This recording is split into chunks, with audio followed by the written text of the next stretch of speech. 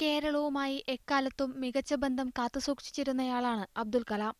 വിക്രം സാരാഭായ് സെന്ററിലെ സേവനത്തിന് ശേഷവും രാഷ്ട്രപതിയായിരിക്കുമ്പോഴുമെല്ലാം ആ ബന്ധം തുടർന്നു. കേരള നിയമസഭയെ അഭിസംബോധന ചെയ്ത ആദ്യ രാഷ്ട്രപതിയായിരുന്നു കലാം. കേരളത്തിൽ നിരവധി പരിപാടികളിൽ സജീവമായി എത്തിക്കൊണ്ടിരുന്ന കലാം കേരളത്തിന്റെ വികസനം സ്വപ്നം കാണുകയും ആശയങ്ങൾ പങ്കുവയ്ക്കുകയും ചെയ്തു.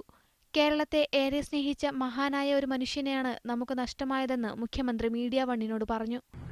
കേരളത്തോട് എന്നും വലിയ സ്നേഹം കാണിച്ചിട്ടുള്ള ഒരു നേതാവായിരുന്നു doctor APJ Abdul Kalam.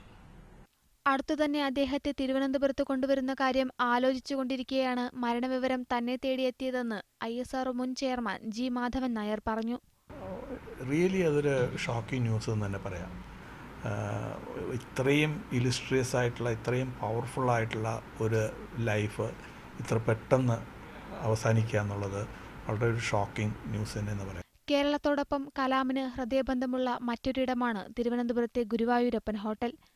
Vikram Sarabhai space സെന്ററിലുണ്ടായിരുന്ന 21 വർഷവും കാന്താരിയമ്മൻ കോവിലിനടുത്തുള്ള ഈ ഹോട്ടലിൽ നിന്നാണ് സ്ഥിരമായി ഭക്ഷണം കഴിച്ചിരുന്നത്. പക്ഷെ എങ്കിലും ഒരു സൗമ്യനായ, ഒരു സാധാരണ നമ്മക്കൊറ്റയുള്ള ഒരാളായിരുന്നു. മീഡിയ 1 തിരുവനന്തപുരം.